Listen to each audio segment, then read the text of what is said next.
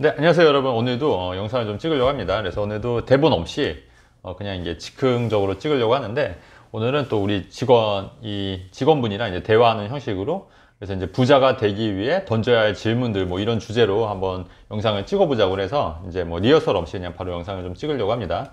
네, 그래서 간단하게 이제 목소리만 나올 건데, 네, 간단 인사 한번 해주시죠. 네, 안녕하세요. 네. 오늘도 갑자기 5분 전에 떠올린 질문들을 가지고 지금 대표님 앉혀놓고 네. 질문 하나씩 해볼게요. 네, 일종의 뭐 증문즉답이라고 해도 될 것 같아요. 네. 맞아요. 네. 일단 뭐 첫 번째 질문이 뭐예요? 첫 번째가 이제 정권이 또 바뀌어서 부동산 분위기가 좀 전환이 될 것 같은데, 네. 이 시점에 또 20대 뭐 중후반이나 30대 초반 이제 막 재테크 시작하려는 분들이 내 집 마련을 위해서 어떤 것부터 시작하면 좋을지. 네. 근데 이제 많은 분들이 많이 좀 착각하고 계신 게, 그 부동산 투자는 굉장히 돈이 많아야지 된다고 생각을 하시는 부분이에요. 그래서 내가 최소한 뭐 몇 억이 있어야지 부동산 투자를 할 수 있다, 이렇게 생각을 하셔가지고 그 돈을 모을 때까지 이제 기다리고 부동산 투자를 하시려고 하는데, 실제로 부동산 투자는 적은 돈으로도 가능합니다. 그래서 뭐 전세를 끼고 사면은 적은 돈으로 갭 투자도 가능하고요. 그 다음에 이제 분양권 같은 경우에는 사실 이제 수도권 같은 경우나 이제 약간 좀 지방 쪽에는 분양가가 저렴한 단지들은 한 3, 4억 정도의 그런 분양가 형성이 되는 게 있어요. 근데 그런 게 이제 중도금 대출이 나오기 때문에 계약금만 있으면 되잖아요. 그러면 계약금 뭐 10%라고 하면은 뭐 분양가 5억이다. 뭐 5천만 원만 있으면 되는 거거든요. 그 다음에 나머지 중도금 대출은 중도금 대출로 받고, 또 잔금은 그때 이제 대출이 비주증적 같은 경우에 70%가 나오기 때문에 그런 대출을 받거나 아니면 전세를 놓으면 또 그게 해결이 되거든요. 그래서 굉장히 적은 돈으로도 할 수 있는데도 불구하고 사람들이 돈이 굉장히 많아야지 부동산 투자를 할 수 있다, 이런 좀 선입견 때문에 선뜻 이제 부동산 투자를 못하는 경우가 많이 있어요. 그래서 일단은 종잣돈 뭐 2, 3천만 원 정도는 모으셔야 되는 건 맞는데, 그 정도 모이시면 부동산 투자를 할 수 있고, 내가 그 돈으로 당장 할 수 있는 데를 좀 찾아봐서 부동산을 할 수 있는 곳을 좀 이렇게 찾는 게 좀 괜찮지 않을까. 네, 그렇게 생각하고, 이제 20대 초중반 같은 경우에 아예 돈이 없는 경우가 많잖아요. 근데 그런 분들은 당연히 좀 목돈을 모으셔야 되죠. 그래서 목돈 뭐 한 2, 3천 정도, 3, 4천 정도는 이제 모아야 된다. 네, 그렇게 생각합니다. 그래서 뭐부터 시작해야 하냐면은 일단 돈을 모아야 된다. 돈을 모으고 그 다음에 공부를 해야 되는데, 공부는 이제 뭐 여러 채널 보시는 것도 좋은데, 제 채널, 이 미래일다 채널 보시고 또 인생이 바뀌셨다는 분들이 굉장히 많으세요. 그래서 제 채널만 꾸준히 보고 제 뭐 책이나 뭐 강의만 들으셔도 인생이 충분히 바뀔 수 있다고 생각합니다. 네. 맞아요. 오늘 후기 써주신 분도 그런 사례가 하나 있었는데, 네. 근데 초년생은 또 네.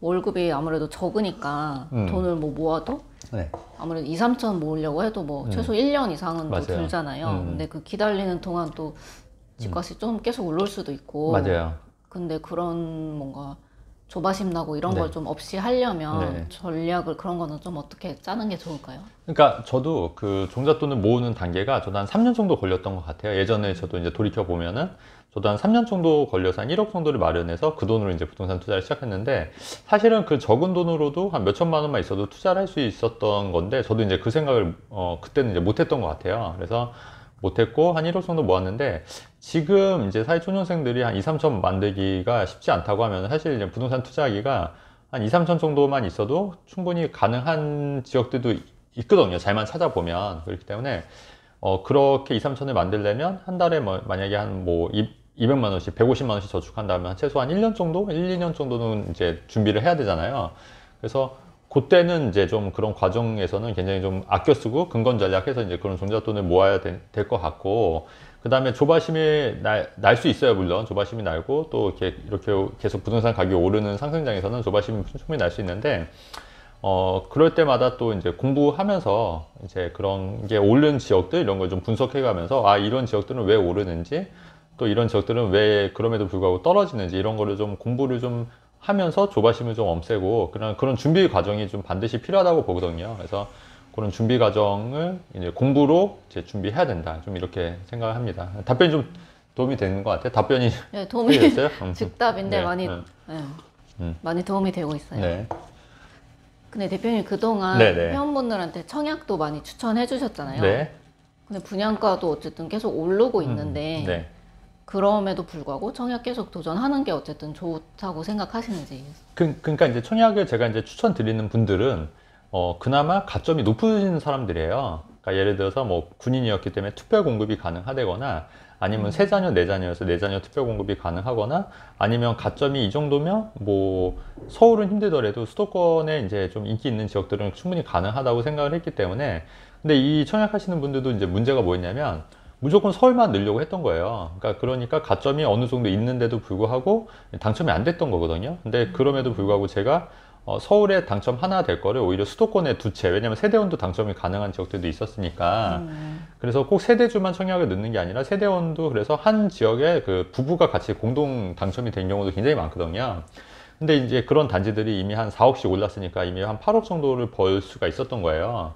그러니까 이렇게 발상의 전환만 해도 꼭 세대주가 아니어도 세대원도 청약이 당첨이 가능하기 때문에 청약 가점은 또 부부가 같이 공동으로 가점을 할 수가 있는 거기 때문에 둘 다 당첨이 돼버리면 오히려 서울에 당첨 하나가 되는 것보다 수도권에 두 채가 됨으로써 그 가치가 확실히 확 오를 수가 있는 거예요. 근데 이제 그런 거를 이제 생각을 못 했던 거죠, 그분들도.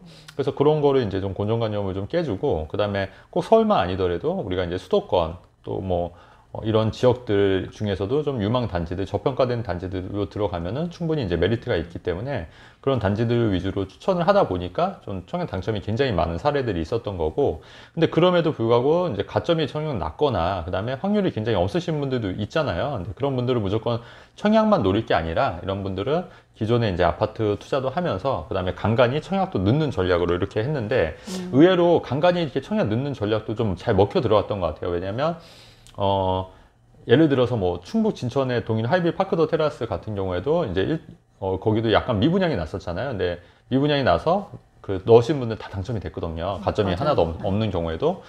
그러니까 사실은 충북 진천이라고 하면 야 거기까지 가서 뭘 투자를 해 이러신 분들 굉장히 많았을 거예요. 충북 진천이니까 충북 전 혁신도시. 처음 들어봤어요. 그죠? 그때. 처음 설마 들어봤는데. 넣을 때. 근데 이미 거기도 이제 그 분양가 그 주변 시세가 한 2, 3억 정도 올랐기 때문에 그런 지역도 이게 전략적으로 잘 찾아 투자하셨던 분들 다 돈을 버셨고 또 저도 이제 투자를 했지만 또 우리 회원분들도 많이 했기 때문에 그러니까 그런 기회를 잘 찾아서 투자하셨던 분들은 괜히 돈 버시는 확률이 굉장히 높았던 거잖아요.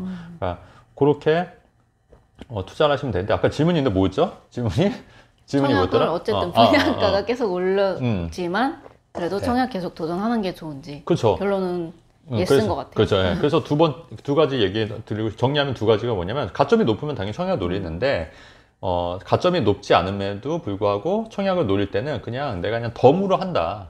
덤으로 한다. 덤으로 해서 그냥 뭐 허허실실 전략으로 뭐 계속 넣는 전략으로 하면은 또 그런 쪽에는 또 당첨이 되는 경우도 종종 있기 때문에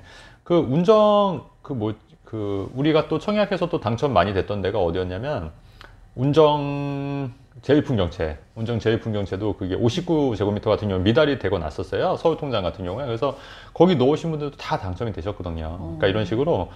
근데 그때 운정 제일풍경채 미달이 났던 이유가 그때 당시에 이제 과천에 이제 청약이 있으니까 이 일정이 이제 아무래도 사람들이 과천 쪽으로 다 몰리는 거예요. 과천이 아무래도 지정타라고 그래서 모든 언론의 스포트라이트를 다 받으니까. 근데 운정 제일풍경채가 괜찮음에도 불구하고 상대적으로 이게 좀 밀려가지고 사람들이 이제 지원을 많이 안 해서 59제곱미터는 대거 미분양이 났거든요. 그래서 그때는 그 미달이 났기 때문에 그때 서울통장으로 59제곱미터 쓴 사람들 다 당첨이 돼버린 거예요. 그래서 저희 회원분들도 굉장히 많이 당첨이 됐었고, 그렇게 해서 또 근데 거기도 운정도 요새 그 GTX-A 때문에 가격이 많이 올랐잖아요. 그래서 그런 것도 어떻게 보면은 일종의 틈새 시장이었다 이렇게 보여지는 거죠. 그러니까 청약은 두 가지. 그러니까 꼭 당첨이 되는 지역만 노릴 게 아니라 이렇게 좀 사람들이 이제 의외로 좀 이렇게 일시적으로 미분양이 나거나 이런 지역들도 노려서 당첨 가능성을 높이는 것도 굉장히 필요하다 이렇게 보는 거죠. 네. 맞아요. 운정도 최근에 청약한 데 보니까 네. 경쟁률이 엄청 올라갔더라고요. 그렇죠. 네. 지금은 엄청 올라가서 못해요. 근데 이제 그게 한 2년 됐나요 벌써? 운정 제일풍경채가 청약 넣은 지 한 1년 반 정도 된 것 같은데 한 1년 반 정도 만에 이제 그 분위기가 또 싹 바뀐 거죠. 그게 진짜 기회였던 것 같아요. 맞아요. 그러면 청약은 어쨌든 계속 가벼운 마음으로 계속 도전을 해보고 네. 그러면 약간의 좀 투자금이 조금 더 있다고 하면 네. 요즘 부동산 규제를 완화한다고 하는데 그러면 예를 들어서 일기 신도시도 뭐 재건축 계속 해준다고 하는데 그러면 구축 이런 데를 투자해도 괜찮을까요? 여윳돈이 있으면은 뭐 그렇게 해서 좀 장기적으로 보시는 것도 전 나쁘지 않다고 보고, 또 요즘 트렌드가 그 이제 재건축 쪽으로 많이 좀 돌아올 것 같아요. 그래서 강남권 재건축을 시작으로 해서 뭐 일기 신도시 재건축, 구축 아파트, 이제 재건축 단지들이 이제 그동안 이제 발목 잡혀서 못했던 단지들, 이런 단지들은 추후에 재건축이 되면은 또 이제 또 상승 여력도 있고, 또 이제 그 일대가 많이 좋아지는 거기 때문에 그런 투자는 이제 괜찮다. 이제 다만 이제 그 우리가 이제 투자금 대비 효율을 봤을 때 이제 재건축 투자를 했을 경우에 이제 큰 돈이 들어갈 수 있고 또 장기간 돈이 묶일 수 있는 단점도 있기 때문에 내가 처한 상황에 맞게 투자를 하는 게 맞을 것 같고, 돈이 적으면 적은 대로 투자를 할 수 있는 방법이 있고요. 또 돈이 많으면 또 돈이 많은 대로 투자를 할 수가 있기 때문에 방금 말씀하신 뭐 분당이라든가 일산 같은 일기 신도시 쪽 재건축 아파트 투자도 저는 괜찮다고 보고, 앞으로 그런 흐름은 트렌드는 계속 이어질 거라고 보여집니다. 저도 그래서 좀 상당히 주목해서 봐야 될 건 맞는 것 같아요. 네. 눈여겨는 보고 있어야 되겠네요. 그러면. 네. 안 그래도 계속 눈여겨보면서 좀 추이를 관찰할 것 같은데, 뭐 여윳돈 있으면 투자해서 묻어 놓는 것도 괜찮을 것 같아요. 네. 하고 싶지만 지금 없어요. 네. 투자금이 다 그러니까 없는 사람들은 또 없는 방법대로 또 찾아야 돼요. 그렇죠. 없는 방법대로. 만약에 있다면 이런 그렇죠. 데도 열심히 봐도 괜찮고. 그렇죠. 그리고 이 질문은 조금 약간 예민할 수도 있을 것 같은데, 이 부동산에서 지금 윤석열 대통령이 당선되고 제일 핫한 뉴스 중에 하나인데 청와대를 용산으로 이전한다고 막 시끌시끌 하잖아요. 그게 뭐 부동산에 크게 영향이 있을까요? 저는 뭐 이게 용산 쪽에 뭐 이렇게 크게 호재나 악재나 이렇게 보여지진 않아요. 왜냐면 또 이게 용산 지역이 워낙 또 그 자체 호재가 많이 있는 지역이고, 근데 뭐 그렇게 되면은 뭐 크게 뭐 용산이 더 좋아진다 이런 것보다도 그냥 이걸로 자체는 호재가 그렇게 크지도 많지도 않다는데, 다만 제가 좀 드리고 싶은 말씀은 뭐냐면, 그 원래 그 문재인 정부에서도 청와대를 그 광화문 시대로 옮긴다고 했었는데, 맞아요. 그때는 굉장히 막 그 모든 좋다고 막 얘기를 모르게 했는데, 넘어가고 이런. 근데 이번에 윤석열 후보가 용산으로 옮긴다고 했을 때는 왜 이렇게 반대를 하고 사람들이 이렇게 다 들고 일어나는지 저는 좀 이해가 안 가고, 그리고 어쨌든 본인이 이제 업무 공간을 이제 정하는 거기 때문에 용산으로 옮긴다고 해서 그게 문제가 될 것 같지는 않다는 생각이 들거든요. 그래서 저도 뭐 그 부분에 대해서는 뭐 정확하게 뭐 전문가는 아니지만, 그리고 또 어쨌든 당선인이 그렇게 옮긴다고 하면 또 저는 그렇게 하라고, 왜냐면 이제 그 일을 잘 할 수 있도록 도와줘야 되는 입장이잖아요. 이렇게 인수인계를 또 해야 되는 입장에서 그거에서 옮겨서 당연히 해야 되는 게 맞지 않나. 그리고 이걸로 인해서 뭐 굉장히 사회적인 문제가 있을 거라고 막 굉장히 부각을 시키는데, 그랬으면 애당초 광화문에 그 최초의 문재인 대통령도 옮긴다고 하는 정책을 안 내놨어야 되는 거잖아요. 그렇게 그렇죠. 해서.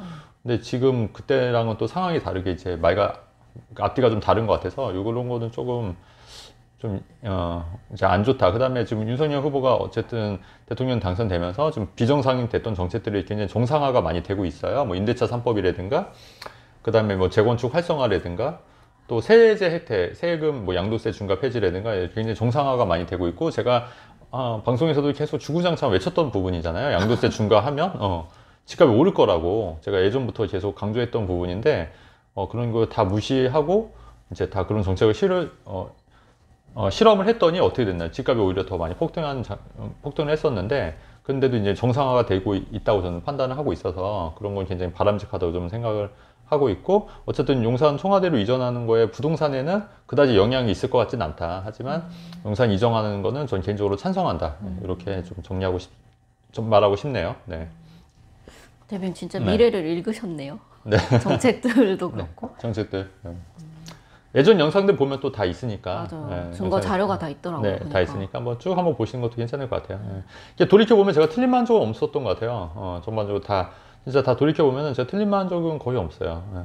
그걸 다시 보는 재미도 있어요. 맞아요. 네, 맞습니다. 그럼 이제 지금 시점에서 미래를 좀 대비하기 위해서, 부자 되기 위해서 꼭 이거는 꼭 알아야 된다 하고 생각하시는 게 있다면? 예. 안 그래도 이거 진짜 중요한 거. 중요한 거. 마치 짜고 얘기하는 것처럼. 두 가지가. 짜지 않았습니다. 네. 그래서 두 가지가 일단은 정말 여러분 사회초년생들도 그렇고 이제 많은 분들이 아셔야 될 부자 되는 공식 두 가지예요. 두 가지가 뭐냐면, 자 보세요. 첫 번째는 뭐냐면, 돈 가치는 계속 하락한다. 돈 가치는. 그래서 시간이 가면 갈수록 돈 가치는 하락하고 있기 때문에 돈을 갖고 있으면 여러분 결국은 손해다. 그래서 이 돈을 빨리 펀드나 주식이나 부동산이든 이렇게 실물 자산이나 아니면 다른 걸로 이렇게 바꿔 놓을 수 있는 걸로 바꿔 놔야 된다. 이게 이제 첫 번째 공식이고요.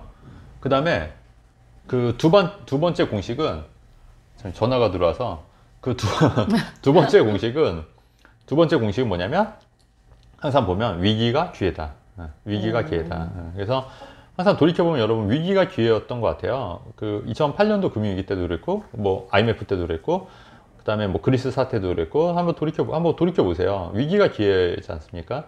그래서 위기가 기회라는 걸 인지하시고 이제 실천에 옮겨야 되는데, 근데 사실 이게 말처럼 쉽지는 않아요. 왜냐면 위기가 기회인 걸 알지만 머리로는 이해하지만 또 가슴으로 이게 맞아요. 못하기 때문에 이게 굉장히 힘들거든요. 근데 이거를 하려면 자꾸 연습을 하셔야 돼요. 연습을. 위기가 기회다. 그리고 최근에 또 뭐였어? 주가 많이 폭락했을 때, 그죠? 비트코인 많이 폭락했을 때도 사실 그때가 기회였던 거예요. 돌이켜 보면은.